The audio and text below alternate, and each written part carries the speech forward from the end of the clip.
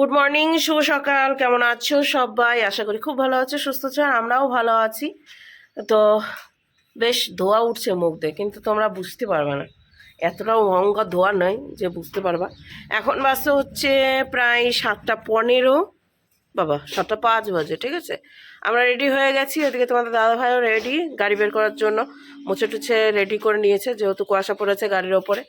আর দিদি অনেক সকালে উঠেছিল, ঘুম থেকে উঠে একবার লাইট জ্বালায় ঘরে, একবার এই করে ও করে, তারপরে গিয়ে আবার দিদি না, ও তুই ছিলিস? আচ্ছা, আমি বললাম দিদি মনে হয়। আর এদিকে রৌদ্র বাবাজি উঠে গেছে, মানে দেখতে পাচ্ছি, কিন্তু রোদ এখন আসেনি, ওইদিকে বোঝা যাচ্ছে না। আর দিদি উঠলো,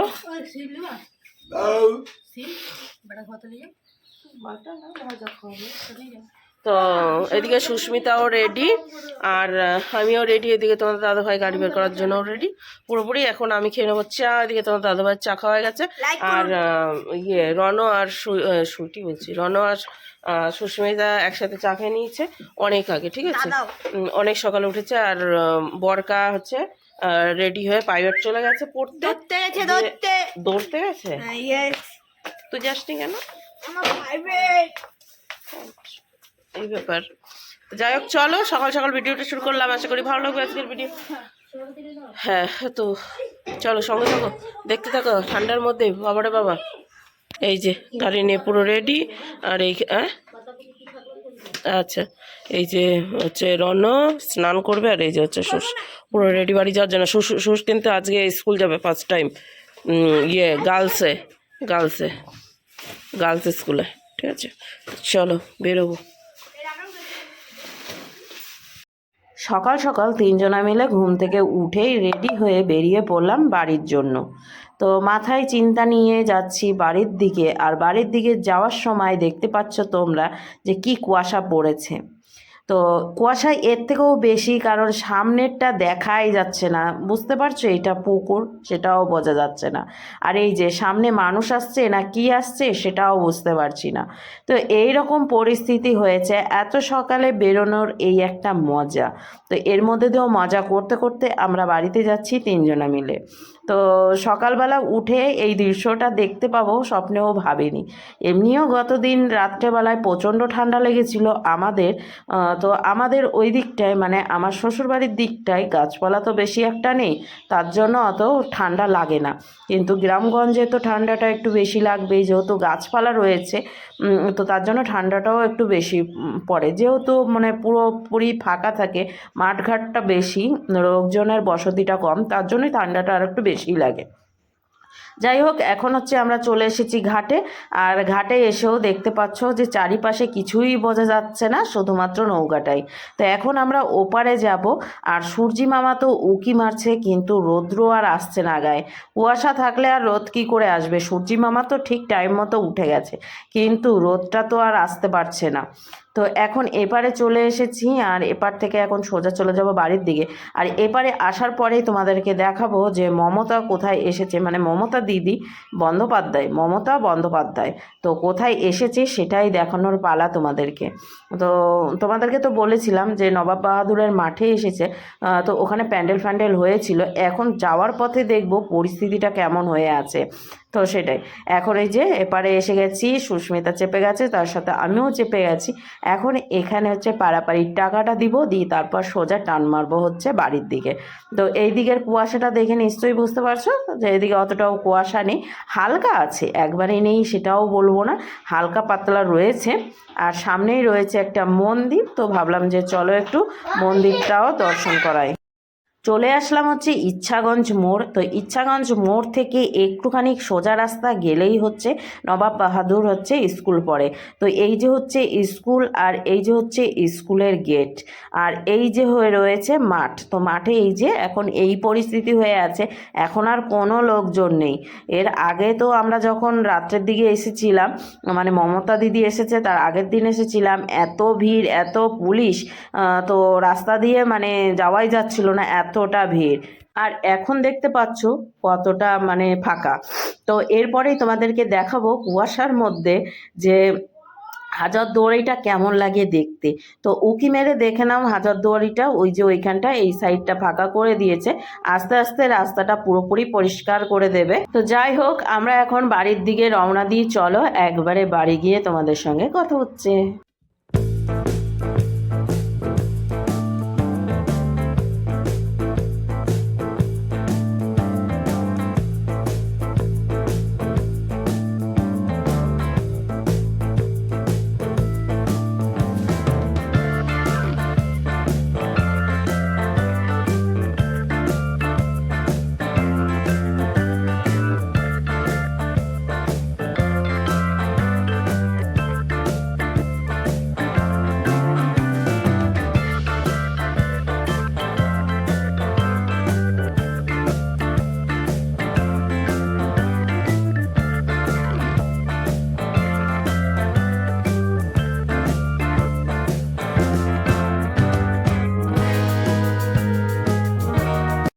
তো এদিকে বন্ধুরা বাড়ি চলে এসেছি অনেকক্ষণ আগে, ঠিক আছে, কিছুক্ষণ হয়ে গেল। তো এসে ড্রেসটা চেঞ্জ করে সোয়েটার পরে নিয়েছি, কারণ বাইরে বেশ ভালোই ঠান্ডা রয়েছে। আর তোমাদের দাদাভাই এসেই বেরোলো একটু কাজে। আর এদিকে সুস্মিতার প্রথম স্কুল যাবে, তো স্কুল বন্ধ। বাড়িতে এসে সকালবেলা মেসেজ দিয়েছে স্কুল বন্ধ। তো যাই হোক, তাড়াহুড়ো করে আসা, তোমাদের দাদাভাইয়ের কাজটা তো মানে যেতেই হতো, তো তার জন্য চলেও আসা হলো। আর মানে একটু পর হোক আর যাই হোক, তোমার মানে আসতে হতো আমার সকালবেলা, ঠিক আছে। তো সেটাই এখন কাজকর্ম সারবো। দুটো বাসন ছিল, সেগুলোকে বাইরে বার করে রাখলাম। আর ওইদিকে গ্যাস ট্যাস ভালোভাবে মুছে নিলাম, সাথে গ্যাসের পাশের জায়গাটাও ভালোভাবে মুছলাম। এখন প্রচুর জামা কাপড় হয়েছে, কাচাকুচি জামা কাপড়, দুদিন আগে কেচে দিয়েছিলাম। তো সেই জামা কাপড়গুলোই এখন বসে বসে ভাঁজ করবো, ভাঁজ করে তারপরে ঘরটর ভালোভাবে ঝাড় দেবো। তো সেটাই। আর এই যে পরা জামা কাপড়গুলো বাইরে রাখলাম, একটুখানি সার্ফ দিয়ে এমনি ভিজিয়ে জল কাচার মতোই কেচে মেলে দেবো বাইরেটা। তো তার জন্য এইখানে বের করে রেখেছি। আর কিছু জামা কাপড় এদিকে বাইরে রয়েছে, তো সেগুলোকে মানে ওটাও হালকা মানে জলে হচ্ছে সার্ফ দিয়ে ভিজাতে হবে। তো দেখি আগে এটা তো ধুই, সেটাই। এই যে এটা ভালোভাবে মুছেছি, সিম রয়েছে, নামাবো, ভালোভাবে পরিষ্কার করবো আগে, কারণ অনেক পাতা মাতা রয়েছে। তো তার জন্য যে গ্যাস ট্যাস মুছে নিয়েছি। তার সাথে এই দেখো জামা কাপড় দেখেছো, লাইটে ধপধপ করছে।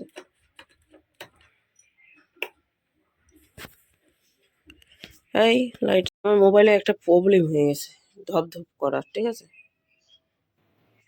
এই দেখো, তো এই জামা কাপড়গুলো ধোয়া জামা কাপড়, তো এগুলোকে এখন ভাঁজ করব, ভাঁজ করে জায়গা মতো রেখে দিই, ঠিক আছে।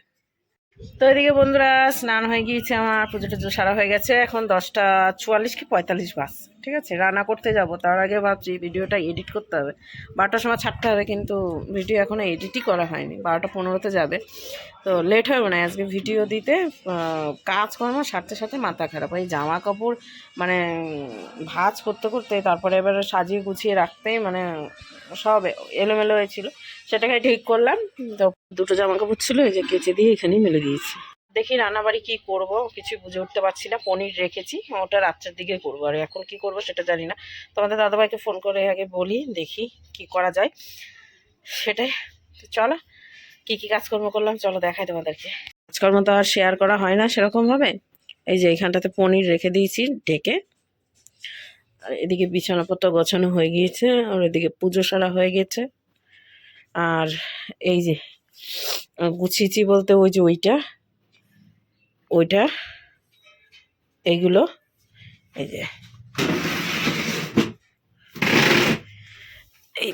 এইখানটাতে ফাঁকা করে দিয়েছি, সব কিছু নাই, খালি হেলমেট আছে। আর গুছিয়েছি এটা,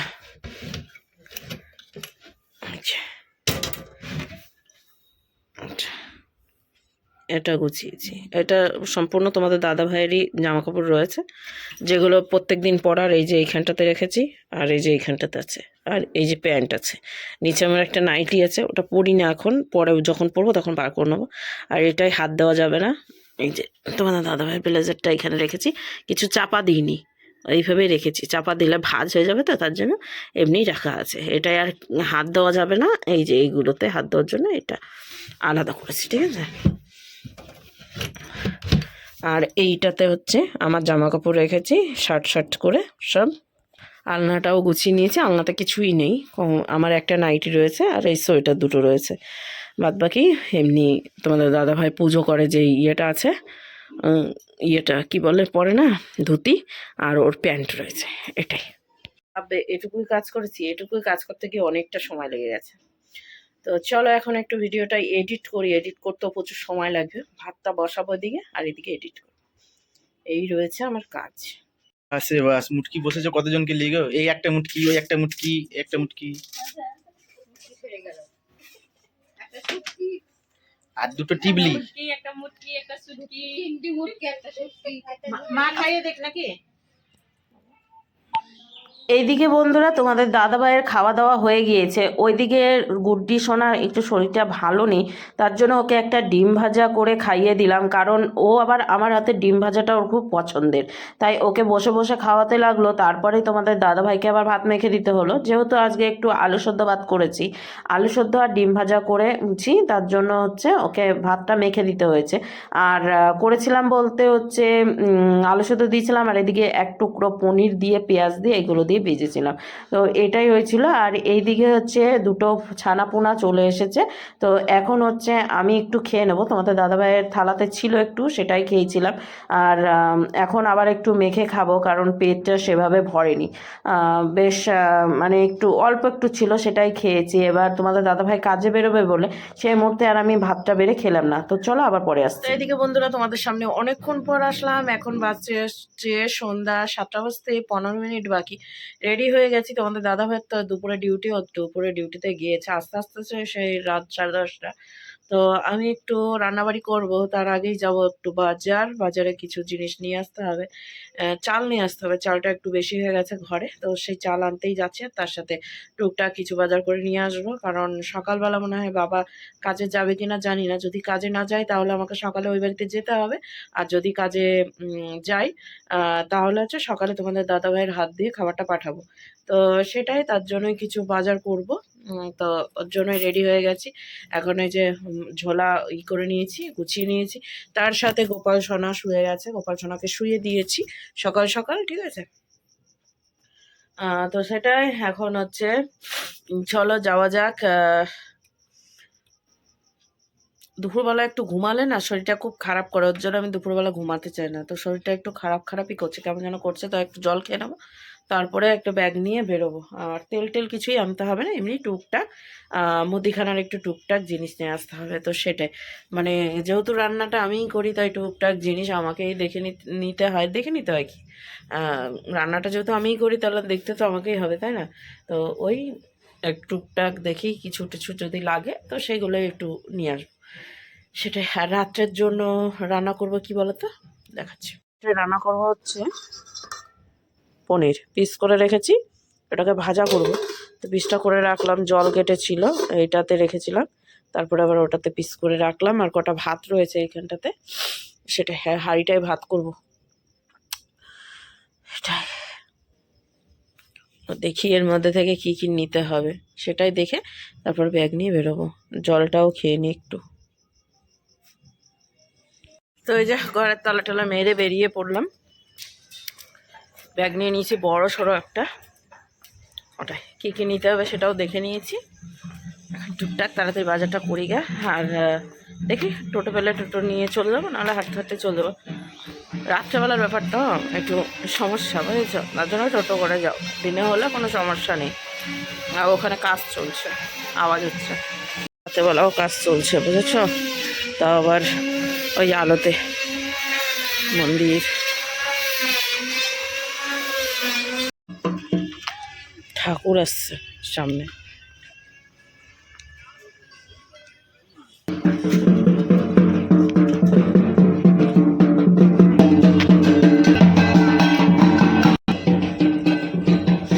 চিট দিবে, খুঁড়ে খাড়ে কি করেছে সব।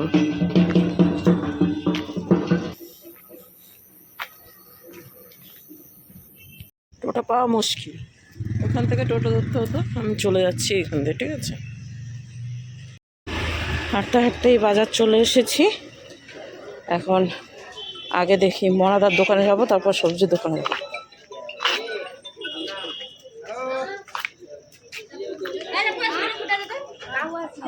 চটে গেছে ছিঁড়ে, এটা পরে এসেছি।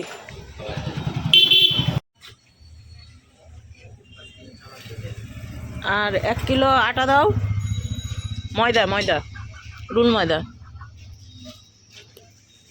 তো গাইজ ফাইনালি আমি চলে আসলাম হচ্ছে বাড়ি ডিউটি থেকে।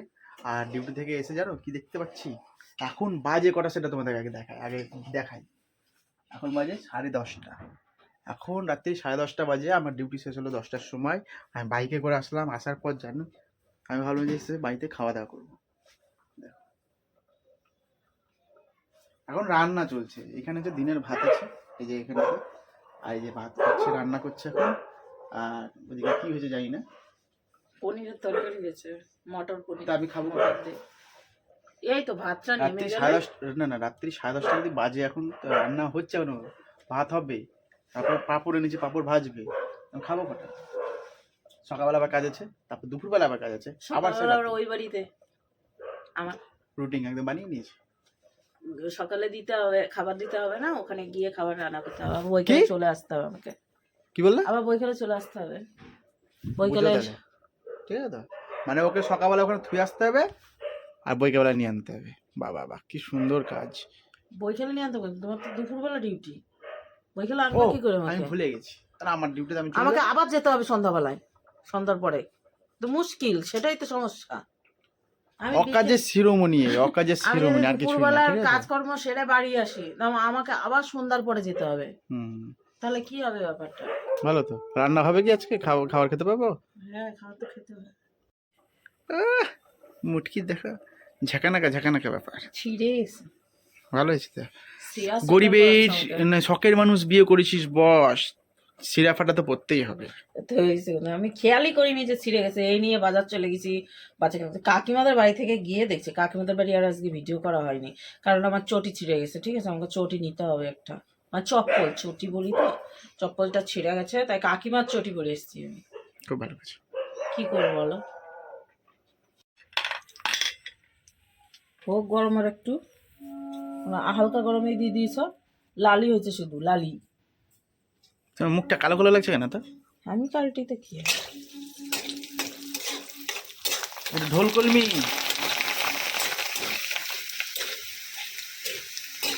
বিশাল বড় বানিয়ে দিচ্ছ তুমি। বাহ, যেটা নর্মাল সেটাই হয়েছে। সরো।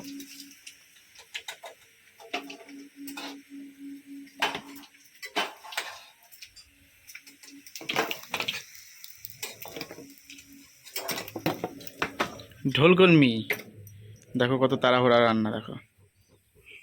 ও, পাওয়ার কম ছিল।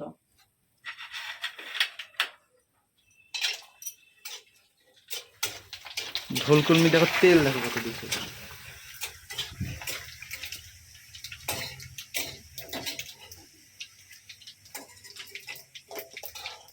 আর কটা দিতে হবে?